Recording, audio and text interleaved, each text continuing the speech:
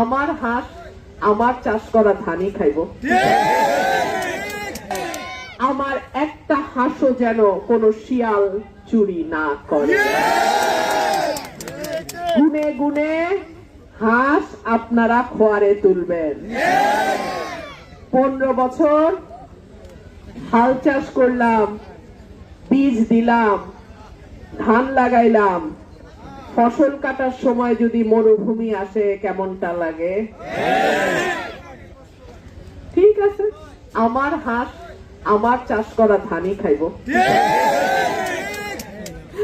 আপনাদের দোয়া চাই, সাহায্য চাই, সহযোগিতা চাই।